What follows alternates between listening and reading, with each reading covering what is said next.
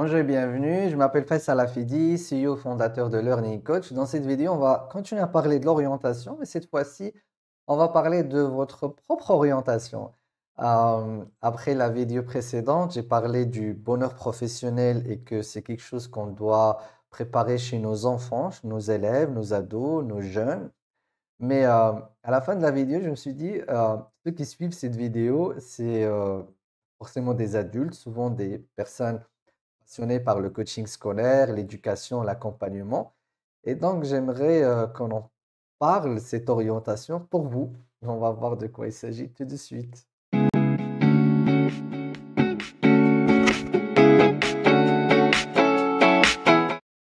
Alors, en fait, j'ai parlé de l'orientation, son importance, et que l'orientation, elle doit d'abord émaner de nous-mêmes, deux critères fondamentaux, la passion. Donc, il va falloir chercher cette passion dans notre âme et aussi nos prédispositions physiologiques et biologiques, c'est-à-dire nos talents, et qu'aujourd'hui, on peut exercer tout métier qu'on désire, mais à condition que ça soit aligné avec ce qu'on aime faire. Ben, si vous suivez cette vidéo, c'est que vous êtes un adulte qui, qui exerce déjà un métier. Et si vous atterrissez ici, c'est que vous pensez peut-être faire du coaching scolaire, faire du coaching de manière générale, être dans l'éducation, accompagner les jeunes, accompagner peut-être les enfants d'une manière différente, résoudre les problématiques de l'éducation. Eh bien, si c'est le cas, c'est que vous devez y réfléchir sérieusement. C'est un bel exemple de comment notre orientation, elle est souvent euh, rappelée par notre âme et qu'il y a une sorte de force dans l'univers, en fait, parce que les choses doivent toujours revenir à leur place. Et dans la vie professionnelle, quand on a fait une mauvaise orientation, je vais parler de l'exemple du médecin qui faisait mal, enfin, qui n'aimait pas son travail et qui m'avait contacté et qu'on a essayé de trouver un moyen. En fait, ça, tout le monde peut le faire tant qu'on exprime directement et franchement le fait qu'on a été mal orienté, qu'on n'aime pas ce qu'on fait et qu'on doit se mettre à rechercher ce qu'on aime faire. Même si vous ne faites pas ça, et ça, je l'ai remarqué chez beaucoup d'adultes, ce qu'on aime faire finit toujours par nous attirer, nous rappeler.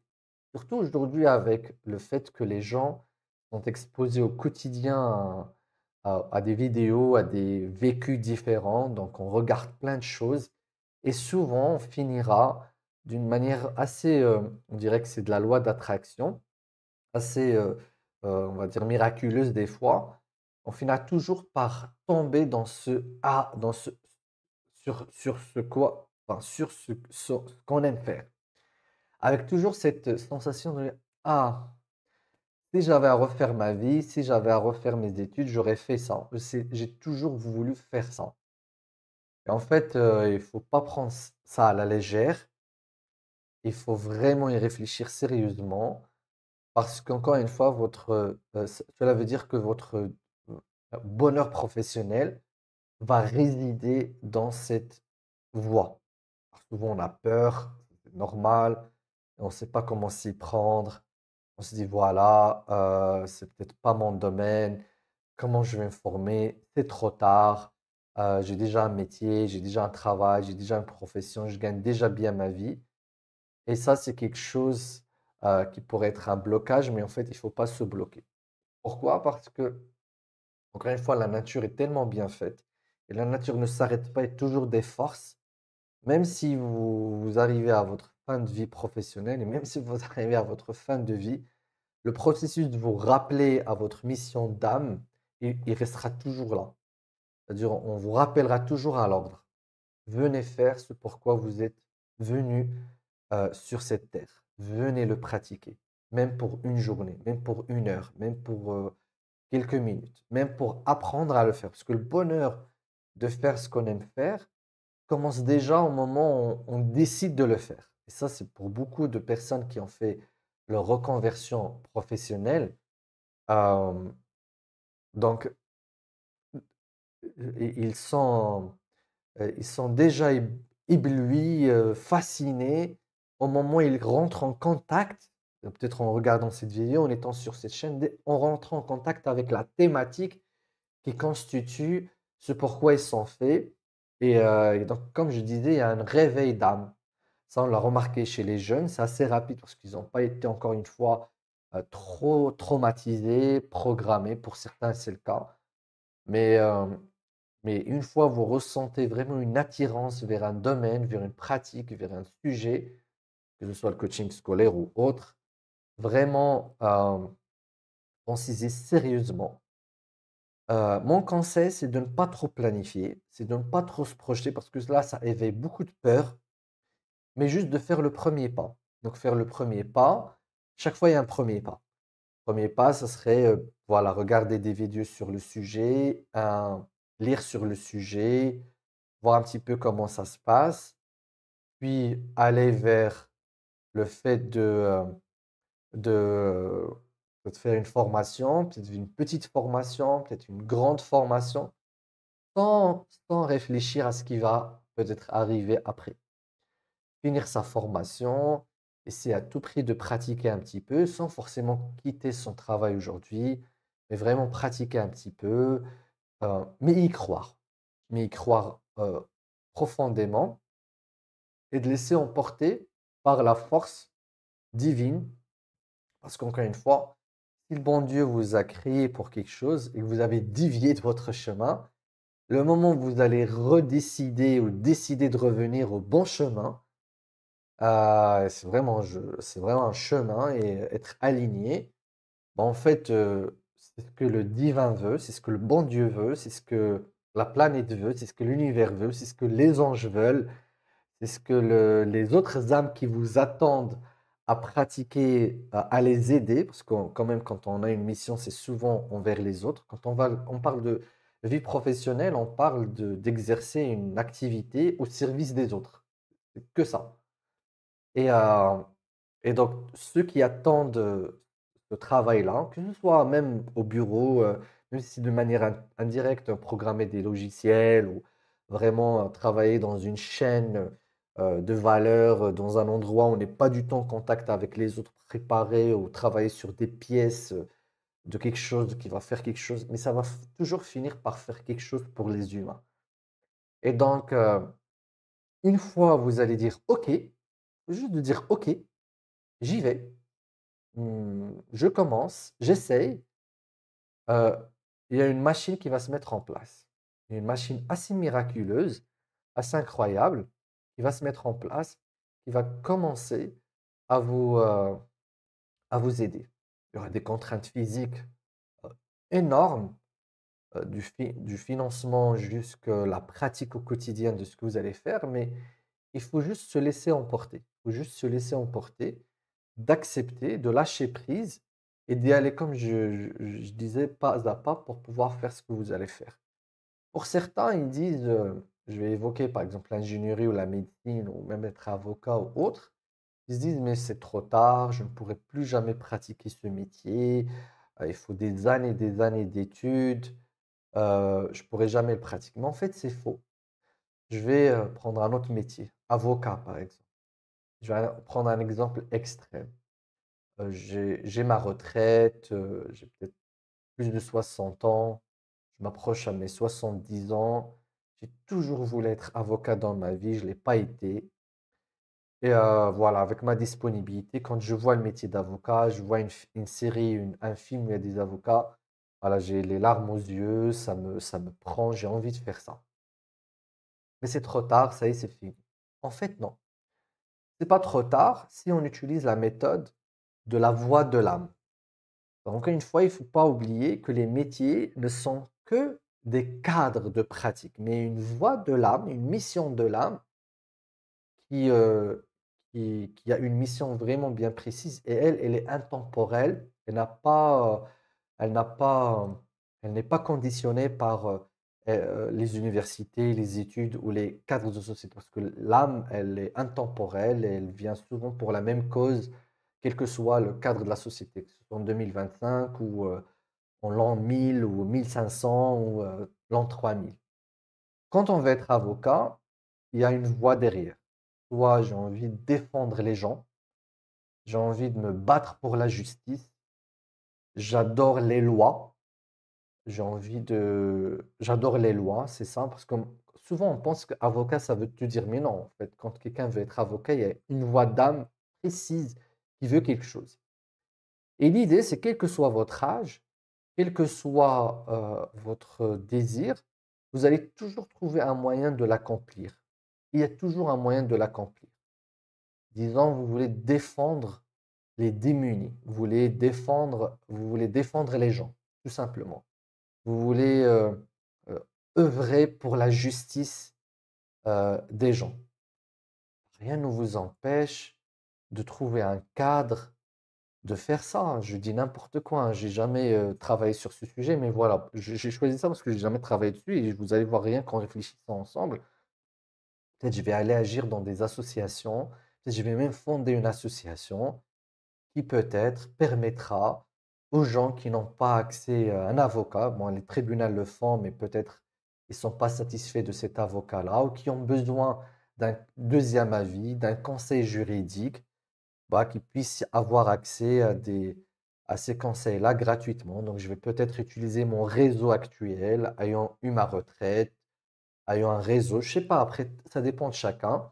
Et on va trouver un moyen pour que cette âme-là exerce ce travail-là de défendre les gens, sans forcément que je mette la tenue d'avocat. Peut-être ça va prendre des années pour étudier ça, peut-être c'est trop tard effectivement. Mais sans que moi je mette la tenue d'avocat, je pourrais passer mon quotidien entre ceux qui mettent ces tenues-là et ceux qui en ont besoin. Et ça se trouve, je me retrouverai au tribunal, je me retrouverai à parler avec des avocats, à parler avec des gens qui en ont besoin et à juste être une passerelle et fonder une association ou trouver des associations qui font ça.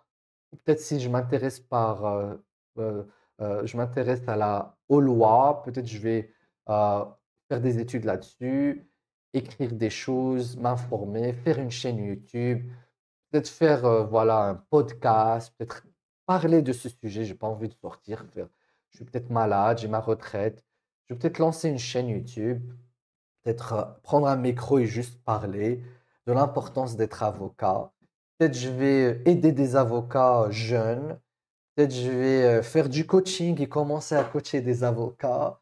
Peut-être je vais faire des soins énergétiques et peut-être euh, assister les avocats dans leur travail quotidien. Là, ça y est, après, je rigole, mais ça va m'ouvrir des portes et peut-être je vais finalement, dans le peut-être peu d'années qui me restent à vivre et avec mes conditions physiques peut-être qui sont limitées, il se peut, et ça arrive, que j'ai encore plus d'impact et je vais peut-être laisser derrière moi un impact encore plus fort par rapport à ma mission de défendre les gens que si j'étais avocat et que j'avais passé ma carrière d'avocat, ou peut-être l'équivalent. C'est-à-dire un avocat, durant toute sa vie professionnelle, aura défendu, je dis n'importe quoi, 2000, 3000, 10 000, 20 000 personnes. Eh bien, peut-être en étant créatif, et en y croyant, et souvent c'est pas vous et moi, enfin c'est pas voilà, c'est pas nous, c'est cette force divine qui va voir cette âme qui se réveille et qui va lui offrir les possibilités de refaire son âme et de rattraper même le temps. Et ça, je l'ai vécu avec pas mal de personnes. Ça, c'est incroyable. Quand l'âme se réveille, c'est vraiment intemporel. Elle va récupérer tout ce temps, et peut-être en quelques années, peut-être en très peu de temps, rien qu'en ayant l'idée de fonder cette association, cette façon de travailler. Après, je ne sais pas, on rentre dans le domaine, et si la personne fait des recherches, elle aura plein de voies, peut-être elle travaillera dans un cabinet, peut-être, on ne sait pas. Tout dépend de ce que l'âme dira. Donc, il faut que la personne exprime dans son fort intérieur et révèle de son fort intérieur qu'elle aura envie de faire. Et le bon Dieu s'occupera du reste.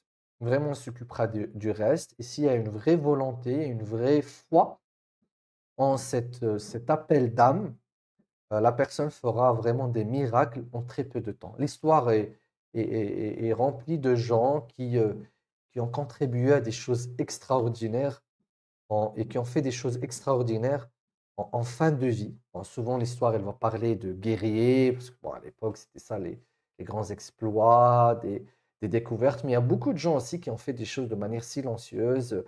Voilà, quelqu'un qui voudrait faire médecine, qui était informaticien toute sa vie et qui voudrait soigner les gens, il a toujours voulu faire ça. Alors là, la voie de médecine, c'est vraiment, parce que là, c'est beaucoup de gens qui sont revenus à cette pratique.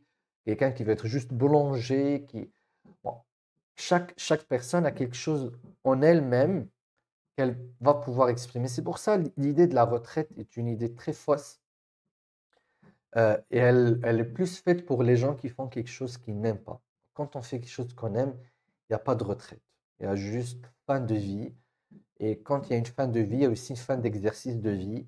Et on arrête vraiment de faire ce qu'on veut faire parce que l'âme, elle a terminé son... Ça y est, le délai est arrivé pour s'arrêter. En général, quand on s'arrête, on quitte.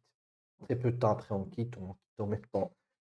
Mais sinon, que l'âme fasse ce qu'elle a à faire, elle le fera toujours. Elle le fera toujours.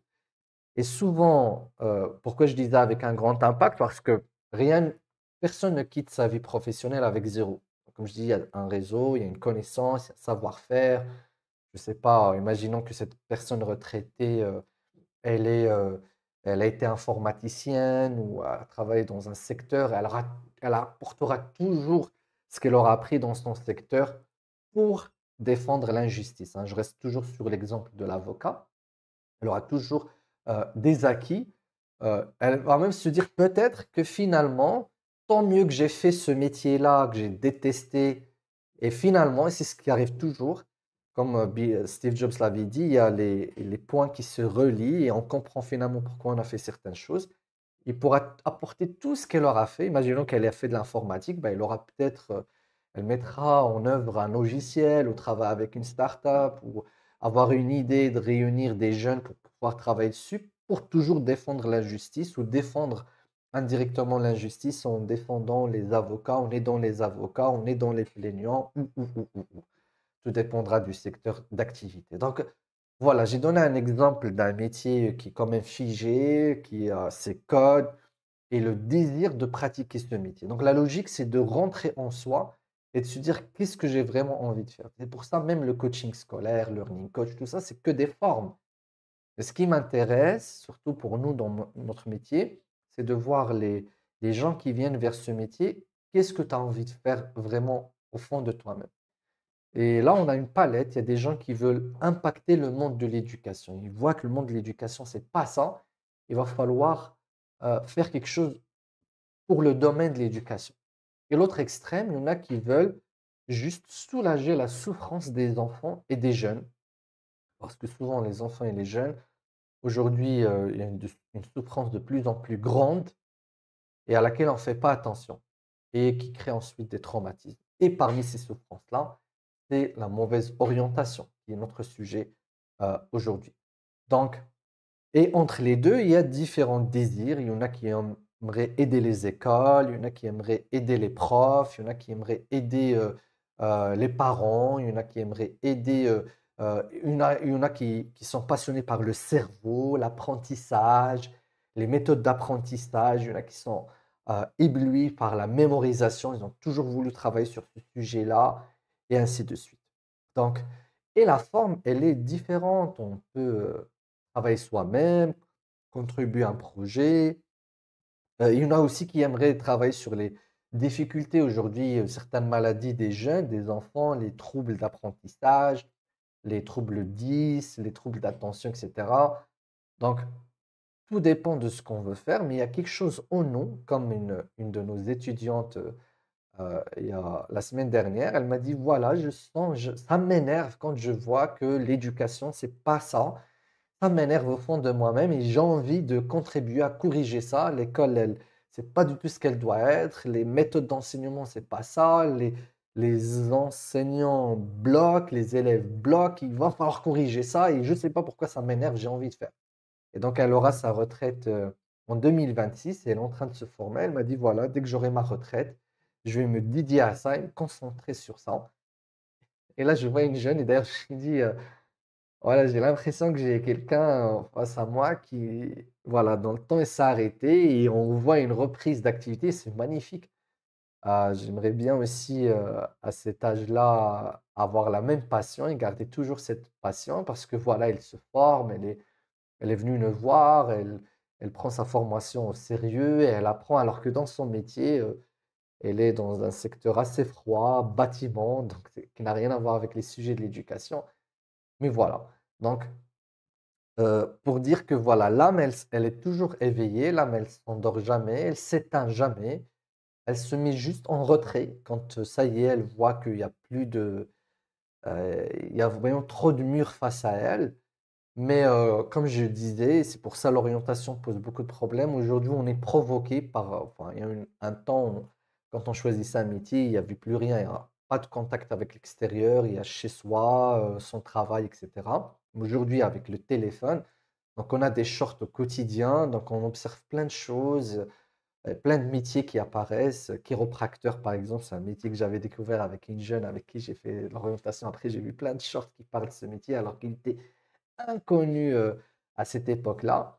Et donc, je me disais, voilà, plein de gens aujourd'hui font un appel d'âme, partagent leur passion, ça se diffuse, et les algorithmes, avec la volonté divine, font que vous serez tôt ou tard en contact avec votre métier. D'ailleurs, en faisant cette vidéo, j'ai senti un appel d'âme pour pouvoir la faire. J'ai senti il y aura il y a des gens qui vont, qui auront besoin de l'entendre. Donc, tout le monde fait ça dans son métier. Il y a des médecins, des avocats, tout le monde partage des cuisiniers, etc. Et ça fait que les gens bougent aujourd'hui et ressentent le besoin de bouger. Et donc, il y a un travail de recasting qui se fait parce que tous ces problèmes-là, c'est des problèmes de recasting. Et donc, il va falloir revenir à, donc, ne pas avoir peur de reprendre sa vie. Donc, je disais que l'âme, elle ne s'éteint pas, donc elle voit. Donc, je suis perdu moi aussi dans mes idées. Donc, quand l'âme reprend le contact avec sa mission, avec ce qu'elle aurait envie de faire, elle se réveille. Et donc, voilà, vous vous réveillez, vous dites, ah, mais ça m'attire. Vous regardez plusieurs fois sans vous rendre compte. Et du coup, l'algorithme euh, vous propulse ces informations-là. Peut-être vous avez des publicités, des choses. Donc, ne ratez pas votre vie professionnelle. Comme je disais, même si vous reste un jour à vivre, rien que de regarder des vidéos sur ce qui vous passionne, vous former sur ce qui vous passionne, ça suffit. Rien que de faire un partage sur ce qui vous passionne, ça vous suffira pour vous donner cette chaleur, cette ferveur, cette joie de pratiquer ce que vous aimez. Voilà, donc si vous voulez devenir coach scolaire, neurocoach, vous êtes intéressé par ce qui nous intéresse au quotidien, l'éducation, les jeunes, les enfants, l'accompagnement scolaire, sans passer par les études, apprendre autrement, vous pouvez cliquer sur le lien en bas de cette vidéo, rentrer en contact avec nos équipes et on vous aidera à rejoindre notre communauté de Learning Coach. À très bientôt.